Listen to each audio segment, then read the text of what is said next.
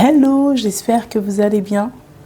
Non, non, non, vous vous êtes pas trompé. Vous avez bien lu le titre de cette vidéo. J'ai dépensé plus de 2 millions de francs CFA en un mois. Alors, j'ai pris mon cahier avec moi où je note absolument tout pour ne rien oublier de vous partager.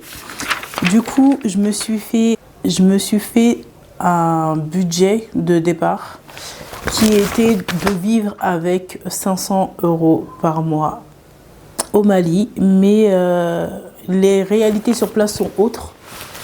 C'est clair que j'ai vraiment exagéré, j'ai vraiment vécu pleinement, j'ai fait énormément d'erreurs de débutant, mais n'empêche que le budget de 500 € par mois, je suis pas sûre de pouvoir tenir sur ce budget-là en tout cas. Donc là, Donc là, ce qu'on va faire, c'est que j'ai écrit toutes les dépenses fixes par mois. Déjà, on va faire comme ça. Et ensuite, les petites dépenses droite à gauche où on ne s'en rend vraiment pas compte, mais c'est ce qui plombe vraiment le budget au mois. Donc vraiment, faire extrêmement attention. L'argent en Afrique, c'est super traître. Parce que pour nous, en tout cas, les francs CFA, tu as un billet de 10 000 francs CFA et qui équivaut à 15 €. Mais pour toi, dans ton esprit, je pense que tu dis que c'est un billet de 10 €. Tu vois, tu dépenses 10 €, 7 € et quelques. Mais en fait, non, tu dépenses 15 € quand tu donnes un billet de 10 000 francs CFA. Moi, c'est ce qui m'a vraiment plombé. Et la petite monnaie, tu comptes pas pour toi 1 franc, 2 francs, 3 francs, c'est rien. Mais les pièces, ça arrive vite à 1000 francs et après là, ça commence à chiffrer. Donc, pour le commencement, alors mes charges fixes. La crèche des enfants, je paye 100 € par enfant par mois. Ok. Donc, ça me fait à moi 200 € vu qu'il y a 2 enfants qui y vont. Alors, au niveau de la nourriture par mois, de base, je vais au marché tous les matins et on fait à peu près 5 000 francs CFA de courses, d'accord, par jour. Sauf le dimanche, parce que le dimanche, j'ai la flemme, parce que le dimanche, la cuisinière, c'est son jour, elle ne travaille pas. Et donc voilà. Donc je vais vous faire 5 000 francs CFA, ça fait 7,62 €, ok. Pour une famille on est à peu près 10, 9, 10. Donc finalement, niveau nourriture, si tu te tiens à manger à la maison, franchement, ça va. Si j'étais toute seule avec les enfants, je gaspillerais encore moins. Donc franchement, c'est pas ce qui me truc le plus. Mais attention, 5 000 francs CFA, ça te fait 5 000 francs CFA, pardon. Ça te fait 30 000 francs CFA par semaine, d'accord. Multiplié par 4, tu vois, tu es déjà à 182 € de courses, uniquement les courses, d'accord, pour le mois entier. Ensuite, il y a le transport. Alors, j'ai un chauffeur qui vient me récupérer tous les matins et tous les soirs pour aller chercher les enfants et donc faire l'aller-retour, ok. Donc, lui, on s'est arrangé sur un tarif au mois plutôt que de payer à chaque course. Pour moi, c'est plus facile pour faire mes comptes. Lui, il prend 40 000 francs CFA. Donc, du coup, 60 € juste pour le transport, pour l'école et les allers-retours. Ok. Alors, du coup, moi, j'ai une cuisinière qui vient donc du lundi au samedi. Donc, avec elle, je vais au marché le matin et on prépare ensemble, du coup, toute la matinée. D'accord. Elle mange à la maison et du coup... En vrai, on va se taire sur le salaire de la dame parce que peut-être que c'était pas officiel chez elle là-bas. On va éviter de créer des problèmes là où il y en a pas. On continue. Que c'est beaucoup, c'est vraiment beaucoup. Parce qu'en vrai, une personne qui vient cuisiner simplement le matin, tu vas pas dépenser ça par mois. En fait, si tu lui as donné 20 000, déjà c'est beaucoup. Mais moi, j'estime que tout travail bien fait mérite salaire. Et je pense aussi que quand on peut aider, bah, il faut aider. Pour moi, pour le service, c'est pas cher payé. Mais après, c'est sûr que c'est pas le salaire moyen de quelqu'un qui vient faire la cuisine chez toi. Donc vous, si vous venez, vous en aurez pour beaucoup moins, d'accord. Et généralement aussi, beaucoup moins, mais en plus, la personne, elle ferait ta lessive, elle ferait ton ménage, t'aurais pas à aller au marché le matin. Enfin voilà, moi je la paye vraiment juste pour faire la cuisine et tout, mais c'est vrai que c'est pas le prix de base. Voilà, c'est ça. Après, au niveau de Internet, la 4G, moi je travaille avec, donc j'en ai besoin vraiment 24 heures sur 24, 7 jours sur 7. Je suis toujours connectée. Donc de ce côté-là, on va dire je faute un peu. Je devrais me déconnecter dès que j'en ai plus besoin en fait. Mais par exemple la nuit, je coupe pas ma 4G parce que j'oublie. En fait, j'ai pas encore cet automatisme-là que de couper ma 4G. Donc ça, au mois, ça chiffre vite. Je mets à peu près 5000 francs CFA par semaine, donc 7,62 €. On va dire au mois, peut-être je dois mettre 30 €. Ouais. Au moins, je dois mettre 30 € par mois de crédit. Après, moi, j'ai pas de box chez moi parce que j'ai pas de télé. D'accord, c'est un choix personnel. Moi, j'ai pas besoin de télé. Je veux pas. Je veux rester concentrée et je veux empêcher mes enfants de regarder les écrans. Donc, du coup, j'ai pas de télé. Mais si j'aurais une télé, je prendrais une box avec la Wi-Fi. Et la box Orange, je crois que c'est 15 €. D'accord. Je pense que... Ah non, pardon, c'est 15 000 francs CFA. Donc, du coup, une vingtaine d'euros, quoi, pour la box. Moi, mes enfants, ce sont des accros au yaourt. Et franchement, je voulais pas leur enlever ce plaisir-là. Mais le budget yaourt, franchement, je suis en train de chercher une autre alternative parce que clairement, ça coûte une blinde. Les petits plaisirs comme ça pour les enfants au bled, je vous dis, ça coûte une blinde. Là, par exemple... Au départ, je comptais pas, mais c'est 300 francs CFA le pot de yaourt, tu vois, Danone là.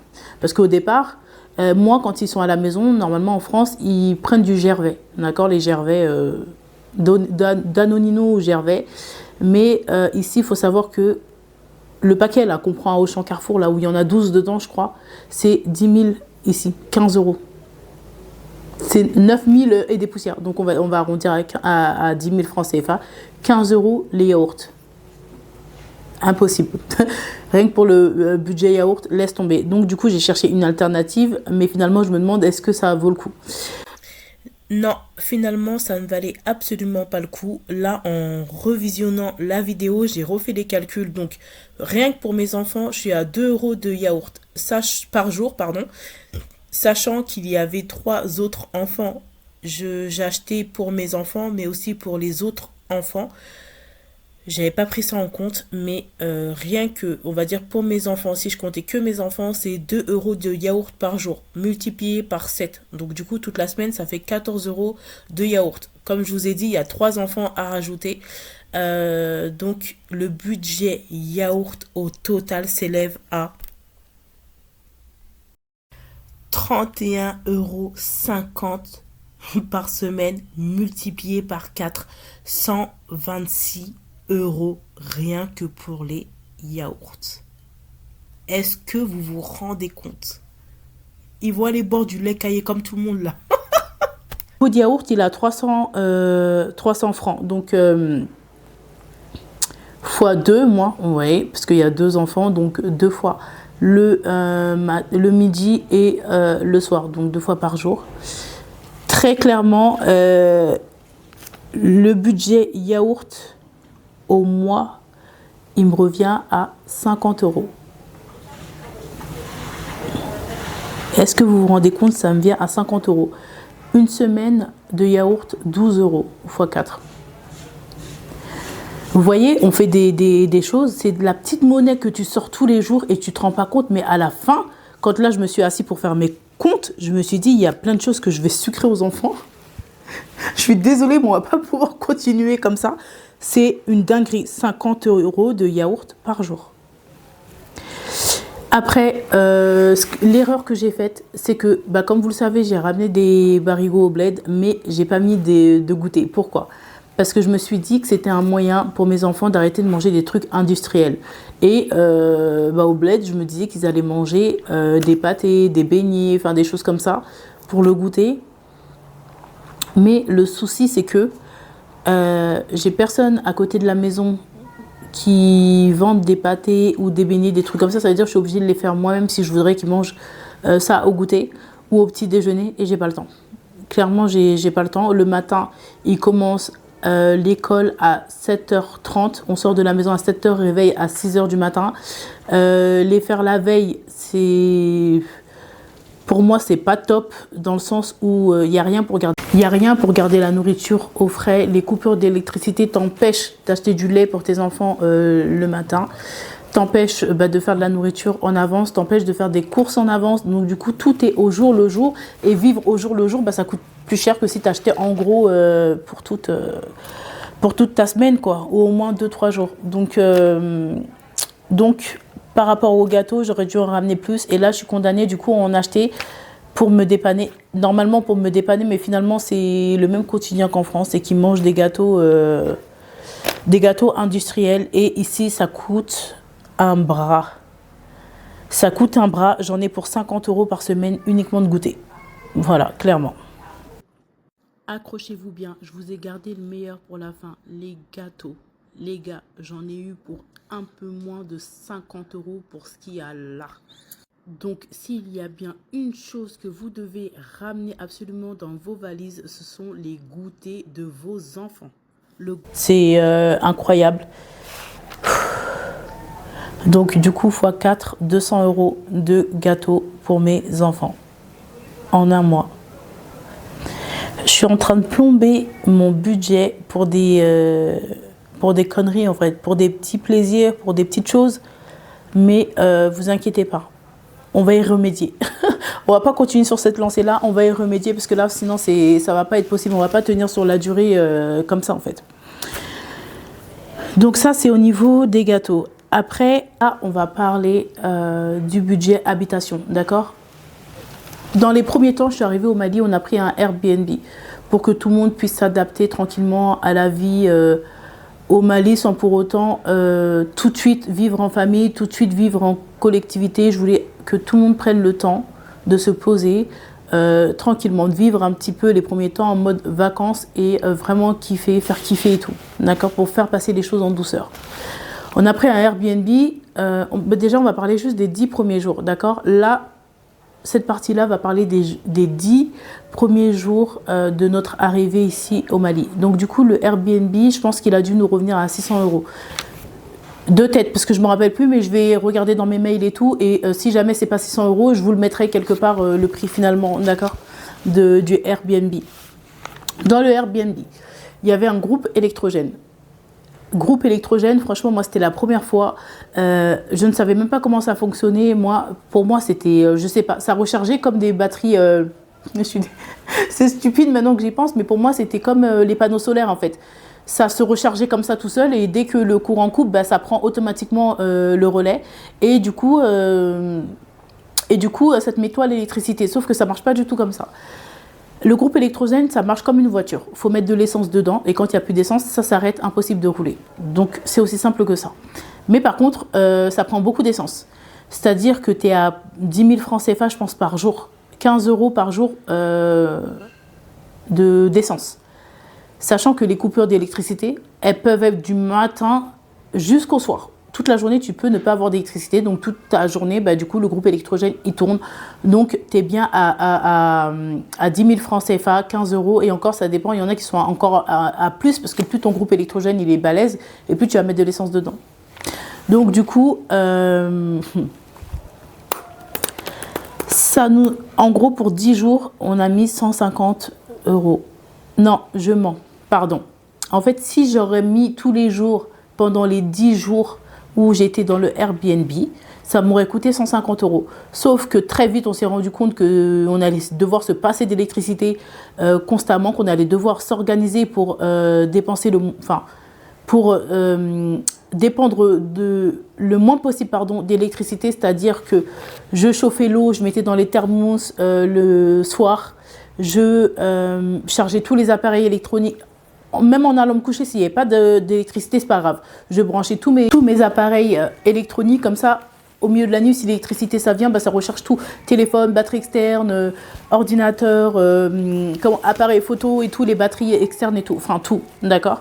Donc finalement, on a pu, à la fin, vraiment les derniers jours, on va dire, s'habituer comme ça à bah, s'organiser, hein, tout simplement, à faire avec les moyens du bord. Donc voilà. Donc si vous allez dans un Airbnb, une location ou quoi, et qu'il y a un groupe électrogène, sachez que ça coûte une blinde et que vaut mieux adaptez-vous dès que vous arrivez. Voilà. Organisez-vous dès que vous arrivez parce que ça enfin, j'imagine même pas au mois. Là, je vous parle des 10 premiers jours, mais au mois, en fait, c'est carrément un autre budget, quoi. C'est une autre location là, que tu mets dans ton électricité. Donc, voilà, il faut vraiment faire attention à ça. Ensuite, comme je l'ai expliqué, j'ai vraiment voulu les premiers temps vivre en mode on est en vacances. Voilà. J'avais pas envie de cuisiner, j'avais pas envie d'aller faire les courses, j'avais pas envie de me saouler tout ça. Mais là, je vais vous parler juste pour les 10 premiers jours encore. D'accord ? Niveau nourriture, pas une seule fois, comme j'ai dit, j'ai cuisiné, pas une seule fois, j'ai fait le ménage, pas une seule fois, j'ai fait la lessive, enfin tout ça. Donc, il faut savoir que ici, les restaurants où tu vas manger, c'est minimum 10 euros, on va dire. Les restaurants où nous, on va manger, minimum 10 euros, entre 10 et 15 euros. D'accord ? Tu vas dépenser par repas et par personne. Parce que ton menu va coûter 10 euros, mais à côté de ça, tu vas rajouter des boissons si tu veux un dessert et tout. Donc, en moyenne, tu vas mettre 15 euros par personne. Ok ? Moi, mon mari, ça fait déjà 30 euros, plus les enfants. Les enfants, ils sont petits, donc ils vont prendre un menu à deux et ils vont laisser un petit peu de reste. Mais bon, c'est quand même un menu, donc on va dire à eux 10 euros. Voilà, à eux 10 euros. Donc, pour nous, chaque repas, ok, on va dire ça faisait à peu près 40 euros le repas, sachant que tu manges 2 fois, en principe, midi et soir. Il y a le goûter, le petit déjeuner, j'avais ramené des céréales et tout, et donc ils mangeaient ça le matin avec du lait. On est à 80 euros par jour de restaurant. Vous avez bien entendu, 80 euros par jour de restaurant ici au Mali. Sachant que moi je vous dis 80 euros, mais dites-vous bien que ici c'est pas le même pouvoir d'achat. Donc quand tu dis à quelqu'un 80 euros qui lui ça lui fait son mois pour la nourriture, mais en fait c'est vraiment de la folie. Une fois que tu poses sur papier, tu te rends compte que c'est vraiment de la folie. Donc 80 euros par jour fois 10, on est à 800 euros les gars. On a dépensé 800 euros en 10 jours dans la nourriture, dans les restaurants. Franchement, c'est une dinguerie. C'est de la folie, c'est une dinguerie. Quand tu t'imposes pas de budget de départ, en fait, tu fais tout et n'importe quoi. Et en fait, tu as l'impression que tu as des millions et des millions et des millions et que l'argent ne se termine pas. Sauf qu'à un moment donné, tu vois que tu arrives avec ça d'argent et que ça fait Et à la fin, quand tu te retrouves à aller, du coup, tu avais de l'argent sur toi, mais là, tu vas commencer à aller retirer de l'argent dans les banques, tu vas commencer à, où tu as laissé ton argent de droite à gauche, commencer à me renvoyer de l'argent, là, tu te dis, ah ouais, il y a un problème, en fait, je suis partie avec tant. Pourquoi est-ce que là, au bout de 10 jours, comme ça, là, en fait, je commence déjà à piocher dans mes économies qui sont de droite à gauche? C'est pas possible. Et c'est donc à ce moment-là que j'ai décidé de m'asseoir vraiment et de regarder. Et c'est là où je me suis dit, en fait, il faut que je m'assoie, que j'écrive tout et que je me rende compte où est-ce que j'ai mis mon argent. Et en fait, là, j'ai compris très clairement où était le problème. Et encore là, j'ai pas fini. J'ai pas fini. Donc ça, c'est au niveau de la nourriture, 800 euros. Ok. Quand tu arrives au Mali, ou en Afrique en règle générale, tu vas pas t'habiller comme quand tu t'habilles en Europe, d'accord? Là, tu as besoin de vêtements d'été, tu as besoin d'être à l'aise. Là, par exemple, des robes comme ça. Je sais pas si vous voyez bien. Des robes simples comme ça, où tu n'as pas besoin de t'encombrer, il fait chaud et tout. Il fait chaud, tu vas être à l'aise et tout. Donc, tu vas aller au marché pour acheter tes tissus, d'accord? Les tissus, moi, en tout cas, ceux-là, c'était à peu près 10 euros. Donc, 7500 francs CFA, je pense, j'ai acheté chaque tissu. D'accord? J'en ai acheté une dizaine pour faire à peu près 10 modèles de robes. Ok? J'ai aussi acheté quelques basins. Tu es quand même dans le pays du basin. Donc, ouais, tu vas t'acheter des basins. Je pense que j'ai dû en acheter 3 ou 4, un truc comme ça. Sachant que le basin... 10 000 francs CFA, 15 euros le mètre. Pour faire un vêtement, pour moi, ma corpulence, il va te falloir 5 mètres. Tu te rends pas compte quand tu achètes, mais finalement, en fait, c'est beaucoup moins cher que si tu l'achetais en France. Mais ça reste un budget que tu négliges, mais qui, du coup, selon moi, est nécessaire. Tu es là, il faut quand même t'habiller quand tu vas au mariage et tout, il faut le faire. Voilà. Donc là, on va parler. Donc là, au niveau des vêtements, on va dire le Vax, j'en ai eu pour 100 euros. D'accord? Chez Tailleur, les modèles que j'ai choisis, ils sont à peu près pareils dans les prix de 10 euros la couture, quoi. 10 euros la couture, donc pareil, fois 10, bah, ça te fait 100 euros. Donc là, au niveau des vêtements, j'en ai eu pour 200 euros. Les bazins, du coup, comme je disais, ça faisait 15 euros. Attendez, 15 euros fois...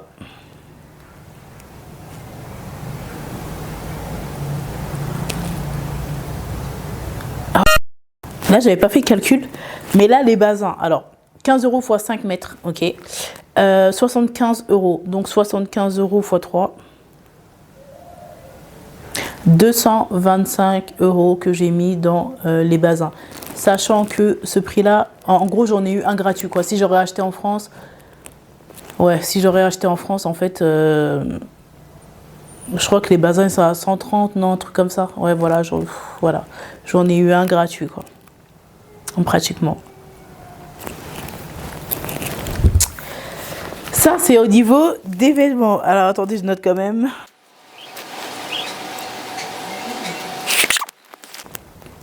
Donc, 225 euros au niveau des bazins. Donc, du coup, pour les vêtements, finalement, c'est 425 euros que j'ai mis. Non.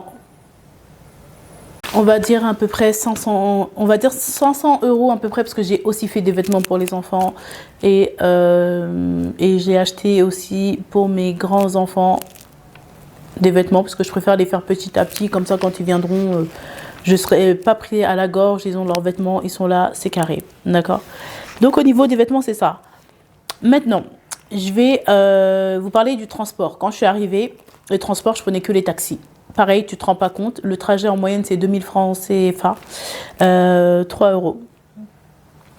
Mais tu sors de ta maison, tu vas à un point A, manger généralement. Ensuite, du point A, tu vas au point B, visiter quelque chose. Le point B, tu retournes manger et ensuite, tu reviens à la maison.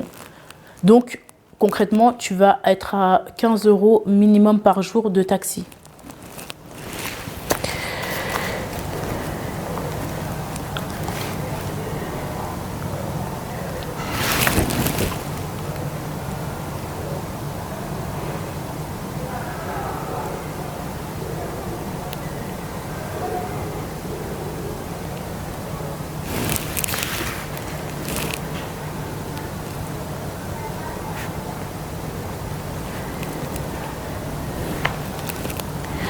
Donc 15 euros fois 30 parce qu'on sortait tous les jours. Tous les jours, je sortais. Je faisais peut-être pas tous ces trajets-là, mais en tout cas, tu sors pour aller manger. Bah si, en fait, hein. Je sortais, j'allais visiter quelque chose, j'allais à la piscine, j'allais rendre visite, j'allais. Donc forcément, j'allais manger, je sortais faire mes activités, je retournais manger et je rentrais à la maison. Donc ouais, c'est ça, pendant un mois, ça a été du non-stop, 15 euros par jour fois 30. Ça te fait 450 euros de taxi. Ça te fait 450 euros de taxi au mois. Ça, je me suis rendu compte très vite, parce qu'à chaque fois que je venais de toute façon au Mali, ça par contre c'est un constat, on le sait qu'en Afrique, quand tu n'as pas ta voiture, c'est la mort en fait. C'est des dépenses qui n'en finissent pas. C'est vraiment de la fatigue parce que tu fais plusieurs allers-retours et si tu as des courses à faire, tu es chargé, tu oublies la moitié de tes courses dans les taxis, tu oublies tes téléphones et tout. Faut avoir sa voiture. Franchement, si tu viens t'installer, il faut avoir ta voiture. Donc là, on était à 450 euros. J'ai vite pris des dispositions. Voilà, une fois que ma période vacances elle est passée, en fait, J'ai commencé à prendre des taxis-motos. Taxi-moto, c'est vrai que c'est plus dangereux. Au début, j'avais très peur, mais finalement, tu t'habitues, tu t'accommodes et tout. Et surtout, au niveau du budget, c'est un véritable changement. Au lieu de mettre, on va dire 10 000 par jour, là, c'était divisé par 2 même, je pense. Ouais, bah ouais, carrément, c'était divisé par 2 les trajets. Donc, du coup, tu mets plus 15 euros par jour. Tu vas mettre 7 euros. 6-7 euros maximum. Donc, tu vois, ça divise ton budget transport par 2. D'accord? Et là, maintenant, en fait, je prends même plus les mototaxis tellement que c'est chaud sur moi. Je prends des Sotrama. C'est 200 euros le trajet, 200 francs, pardon. C'est 200 francs le trajet avec les Sotrama. C'est très bien. Franchement, c'est très bien. Et hormis le fait que ça soit économique, pardon, c'est trop bien parce que c'est là où tu fais des rencontres. Tu apprends à connaître les gens, à voir leur mode de vie. Tu apprends à connaître les trajets. Tu apprends à faire fonctionner ton cerveau. Tu apprends à avoir le sens du détail. Tu apprends à te débrouiller par tes propres moyens. Et ça te sort de ta zone de confort. Et quand tu sors de ta zone de confort, ben, tu apprends beaucoup plus vite. T'apprends beaucoup plus vite. Moi, je savais pas au départ comment est-ce que ça fonctionnait un Sotrama, quelles sont les directions, comment tu fais pour t'arrêter, comment tu fais pour repérer où tu t'arrêtes, parce que au bled, tout se ressemble. Les carrés, c'est exactement les mêmes. Tu te demandes comment je me demandais comment ils faisaient pour se repérer. Moi, tant que j'ai pas fait le chemin 100 fois, même au bout de la 100e fois, je suis même pas sûre de tourner dans le bon carré et tout. Mais en fait, j'ai appris à prendre des points de repère. Ça, écoutez, c'est très important ce que je vous dis parce que si vous vous perdez un jour dans Bamako, ça va vous sauver. Tu sais que quand tu arrives dans ton quartier, d'accord, quand tu arrives, je sais pas, à Sebenikoro, il y a la grande mosquée qui est là-bas. Donc, c'est ton point de repère. Tu sais qu'il y a la mosquée Al-Rahman qui est là. Tu sais qu'à droite, il y a la boulangerie. Donc, tu sais que tu es sur le bon chemin. D'accord? Tu as déjà vu, tu as repéré. Tu sais que tu es là. Et bah, du coup, quand je prenais les Sotrama au départ, j'avais grave peur. Je me disais, mais si je me trompe, ouais, mais en fait, si tu te trompes, c'est pas grave. Tu parles français, les gens, ils parlent français. Même s'ils ne parlent pas français, t'inquiète pas. En fait, les gens sont tellement hospitaliers, ils sont tellement dans le service, dans l'humanité, de la bienveillance en fait, que tu trouveras forcément quelqu'un. Et d'ailleurs, tout le monde est disposé à t'aider. Tu viens, tu dis que tu es perdu quelque part, t'inquiète pas. On va prendre ta main, on va te mettre dans le bon Sotrama qui va te ramener chez toi. On va te dire, tu descends à tel arrêt. Il va dire au prend-ticket, c'est une Française, elle parle pas bien, elle parle pas Bambara et tout. Tu l'as fait descendre à tel arrêt. Voilà, en fait, t'inquiète pas, tu vas forcément trouver une solution. Au pire, il y a des taxis partout. Donc là, quand tu rentres dans un taxi, c'est encore plus simple. Tu lui dis au moins qu'il te dépose dans la ville, dans ton quartier. Et après, tu vas savoir te repérer. Tu repères, comment on dit, les stations essence. Ça, c'est des bons repères. Tu repères ta boulangerie, tu repères le coiffeur. Enfin, voilà. Et plus tu avances et plus ça va rentrer dans ta tête, quoi, en fait. Tu sais que quand tu arrives à tel rond-point, toi, c'est la 3e à gauche. Donc, voilà. Donc, moi, au départ, j'étais toujours accompagnée pour prendre les Sotrama. Puis, j'ai commencé à aller au marché à côté de la maison. Puis, j'ai commencé à prendre... Une fois, je l'ai pris parce que je me suis perdue, justement. J'arrivais pas à trouver de taxi. Je suis montée dans le premier. J'arrivais pas à trouver de taxi. Et avec des Sotrama, je me suis dit, la nuit, elle commence à tomber. Tu as intérêt à trouver une solution. Je suis montée dans le premier. Je lui ai dit, écoute, je suis perdue. Dépose-moi au terminus ou quoi. Parce que je me disais quoi? Comme en France. Le terminus... Ça veut dire que c'est un endroit fréquenté. Ça veut dire qu'il y aura plus de chances pour moi de trouver un taxi là-bas. Et le prend-ticket, il me dit, mais tu veux aller où en fait exactement? Je lui ai dit, tu sais quoi? Moi, si je m'approche de l'ACI 2000, c'est l'endroit que je connais le mieux à Bamako. Je saurais me repérer là-bas. Il m'a dit, non, descends, c'est pas celui-là. Prends celui-là là-bas. Il y a écrit une pancarte sur où il y a le conducteur là, à l'intérieur sur la vitre. Et il y aura écrit ACI 2000. Il va à l'ACI 2000 en fait.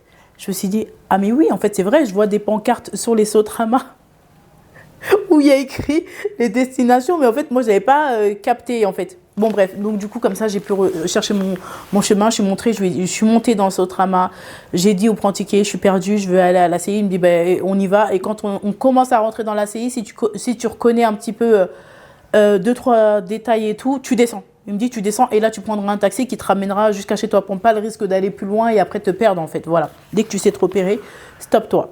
Donc voilà, ça c'était la parenthèse du comment j'ai commencé à prendre les Sotrama. Mais bon, voilà. Donc en dehors du fait que ça soit très économique, 200 francs ton trajet, ça te permet vraiment, c'est vraiment un moyen de rencontrer plein de gens, de rencontrer les vrais gens du Mali, la vraie population et tout. Parce que quand tu vas dans les restaurants, les musées, quand tu vas... Ben en fait, c'est nous, on se retrouve là-bas encore. Voilà. Quand tu vas, c'est là où tu vas voir que ben, y a que des touristes et tout. Et franchement... on vient ici, c'est pas pour se retrouver entre nous, en fait, ça n'a pas de sens. Donc voilà, niveau budget, taxi et tout. Si je le prenais tous les mois, tous les jours, pour faire tous mes trajets, en fait, je serais à 450 €. Et du coup, là, maintenant, avec pratiquement toutes les fois où je peux prendre le Sotrama et aller où je dois aller, bah, franchement, j'ai même pas compté ça. Mais je ne l'ai pas compté parce que pour moi, ça ne rentre pas dans mes calculs là, du mois dernier, en fait, tout simplement. Je referai un autre budget avec ma nouvelle façon de vivre, parce que bien évidemment que là, ce que je vous dis, c'était valable le premier mois, mais que là, je vais vraiment vivre à la locale. Je vais arrêter de penser que je suis en vacances et que je vais retourner... en France, dès que mes vacances elles seront terminées, il va falloir que je m'adapte à la vie locale. Ça sera mieux pour tout le monde, en fait. Voilà, c'est tout. Donc, là, alors, mes charges fixes, c'est 800 €. D'accord ? La nourriture, là, pendant un mois, j'ai dépensé 800 et plus. Parce que là, j'ai même pas compté la nourriture que je mangeais à la maison, mais vraiment que les restaurants. Donc, 800 €. Les vêtements, pour les vêtements, 500 € de dépenser ce mois-ci, le premier mois. Pour le taxi, donc dans un premier temps, ça a été 450 € le mois, mais là, du coup, je pense que je dois être à 100 €. D'accord ? Je dois être à 100 € plus 100 € plus le trajet pour aller chercher les enfants avec du coup le chauffeur. Là, en fait, au niveau du transport, je pense que par mois, je dois être à 200 €. Vraiment, tout compris. Et le trajet pour aller accompagner et revenir chercher les enfants et pour faire mes activités tous les jours que Dieu fait. Je suis dehors. Donc, ouais, 200 € parce que, comme j'ai dit, maintenant, je prends que les taxis-motos et les Sotrama. Donc, voilà, un mix de deux. Ça va, je trouve que je m'en sors bien. En attendant que ma voiture arrive, parce que là, c'est plus possible. Je vais vous parler des sorties maintenant, d'accord ? Les sorties en dehors du transport pour y aller, les activités en elles-mêmes que tu fais ici à Bamako, pareil, c'est un budget. C'est vraiment un budget. On va parler des piscines d'hôtel ou les piscines dehors comme ça à l'extérieur, d'accord ? Les piscines d'hôtel, généralement, ils sont à 10 000 francs CFA, donc 15 € l'entrée à la piscine. Que tu te baignes ou que tu ne te baignes pas, tu profites de l'eau juste en la regardant, de leur pelouse, tu payes 10 000 francs CFA par personne. Donc 15 €. Il y a certains endroits où ils font des réductions pour les enfants. D'accord, tu vas payer 5 000 francs CFA. Donc tu vas payer 7,60 € par enfant. Sachant que moi, le premier mois, ça a été tous les jours une sortie, quelque chose à faire, quelque chose à aller visiter. Voilà.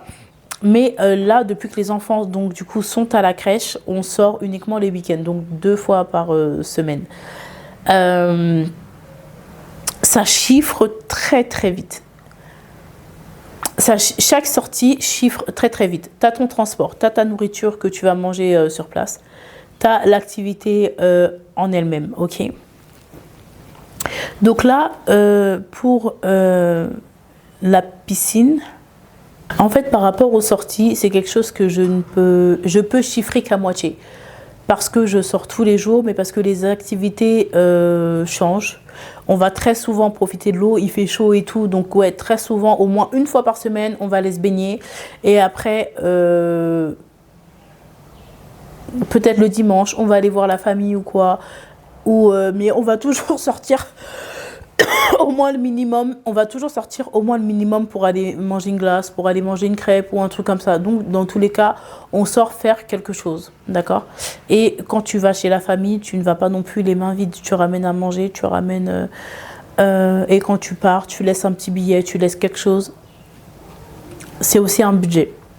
Et on n'oublie pas aussi que quand la famille vient te visiter chez toi, bah, tu leur donnes leur transport, d'accord? Je pense que c'est culturel, on va dire ça comme ça, mais tu ne peux pas laisser quelqu'un qui est venu te voir, qui a... En fait, je sais comment on pense, d'accord? Ça, je suis mitigée, dans le sens où nous, quand tu viens de l'Europe, ou peu importe, quand tu es étranger et que tu arrives en Afrique et tout, on vient tout le temps te saluer. Chaque personne qui vient te saluer, tu lui laisses un billet, tu lui donnes quelque chose, ok? Dans un premier temps, franchement, c'est quelque chose qui me mettait vraiment en colère. Je me disais, mais en fait, j'ai pas besoin de ça, en fait. Je suis en train de vous distribuer mon argent. Je suis pas venue pour ça. J'ai pas un budget spécial à vous donner. La moitié de ton budget, elle est plombée dans le donner aux gens. Mais maintenant, en étant moi-même ici, je me rends compte à quel point les transports, ça coûte cher. Je me rends compte à quel point, en tout cas, je vais parler pour je vais parler pour l'Africain, parce que ça, c'est vraiment c'est vraiment une qualité africaine, je trouve. On a vraiment le sens de la famille, d'accord? Et en fait, ta cousine, ta nièce, tes grands-parents, ils viennent te voir, ils viennent te saluer, ils t'ont pas vu, ils t'ont jamais vu pour certains, ils ne t'ont pas vu pendant des années pour d'autres, et en fait, qu'ils viennent pas, tu te dirais toi-même, mais pourquoi ils viennent pas? J'ai quitté l'Europe, je suis venue, le minimum c'est de venir me dire bonjour en fait. Et c'est ce qu'ils font. Ils viennent te dire bonjour, mais par contre, on va pas se mentir, la réalité du pays fait que c'est compliqué de venir en taxi, payer 2000 francs CFA l'aller, 2000 francs le retour. Ça coûte cher. Donc en fait, finalement, je comprends totalement ce système-là, que de au moins payer la moitié du transport de la personne. Voilà. Faut vraiment se mettre à la place des autres et aussi se dire que ça fait partie du jeu. Ça fait partie du jeu. Les gens, ils viennent te voir. Ne sois pas ingrat, ne sois pas pince, ne sois pas pingre. Dis-toi que c'est pas grave, voilà, t'es là, t'es en vacances, ça fait partie du jeu, donne-leur, ça leur fait plaisir, toi ça t'a fait plaisir que les gens viennent te voir, ça te fait plaisir quand tu peux prendre la main de ta cousine, de ta belle-sœur, viens, accompagne-moi au marché, j'ai des courses à faire, négocie pour moi, ça te fait plaisir quand on te fait découvrir des nouveaux endroits, quand on te fait sortir, quand on te fait kiffer ici à Bamako, même si effectivement c'est un budget, parce que on te fait sortir, mais c'est toi qui vas dépenser pour tout le monde. Voilà. Donc, en fait, la meilleure des solutions, c'est apprends à te débrouiller par toi-même. Prends tes mains, tes pieds. Tu as un cerveau. La terre, c'est la terre de Dieu. Elle appartient à tout le monde. Donc, du coup, va explorer. N'aie pas peur de te mélanger aux gens. N'aie pas peur de prendre des risques. Quand tu sors de chez toi, prie, demande au Seigneur qu'il te protège. Et tout ira bien. Vraiment, tout ira bien. C'est le conseil du jour. Voilà. Franchement, c'est le conseil du jour. Ne vous prenez pas la tête, ne vous arrêtez pas sur des détails. Quand on vous demande, donne-moi ta paire de chaussures, elle est jolie. Ne te fâche pas, ne te braque pas. Dis-lui que tu as simplement cette paire-là, que tu l'utilises en France et que si Dieu te donne les moyens, bah, tu rachèteras une autre paire pour lui donner. Comme ça, si tu ne le fais pas, c'est que tu n'as pas eu les moyens. Et si tu le fais, ben, la personne sera contente et reconnaissante. Mais ne te braque pas à mal parler, à te dire qu'ils ont un esprit de mendiant, de te sentir supérieur à qui que ce soit. On a eu la chance, en tout cas pour moi, d'être né en France, d'avoir grandi en France, de pouvoir avoir été à l'école gratuitement en France, de pouvoir manger à ma faim, de pouvoir être en sécurité, mais du coup ici c'est pas le cas de tout le monde, donc faut que chacun se mette à la place de l'autre. Et vous qui êtes en Afrique aussi, prenez conscience que la France c'est pas facile, que tu te réveilles tous les matins pour aller travailler, que tu économises pendant 1 an, 2 ans, 3 ans pour pouvoir te payer ce voyage. Dis-toi que tu n'es pas la seule personne à nous demander, que toute la famille nous demande quelque chose à leur hauteur et que si on sortait l'argent nécessaire, les cadeaux pour chacun des membres de notre famille, pour les amis des amis, les tantes des tantes, on viendrait jamais, on n'aurait pas les moyens. Donc, ne vous fâchez pas non plus quand on vous dit qu'on n'a pas les moyens. Là, vous voyez que j'ai fait le calcul du mois, tout ce que j'ai dépensé, 2 millions francs CFA et plus. Là, je me suis arrêtée à 2 millions, mais j'ai dépensé beaucoup plus. Donc, 3 000 € en un mois, c'est beaucoup. C'est énorme parce que les réalités du pays, c'est pas la même. Comment on dit, le salaire moyen, c'est pas le même. La vie ici n'a pas le même prix qu'en France. Donc, du coup, d'arriver à dépenser quand même 3 000 €, ça m'a fait mal, ça m'a choqué. Mais c'est bien que je me suis posée, que j'ai tout mis sur papier, que je me rende compte de mes erreurs et surtout que je sois prête à remédier à tout ça.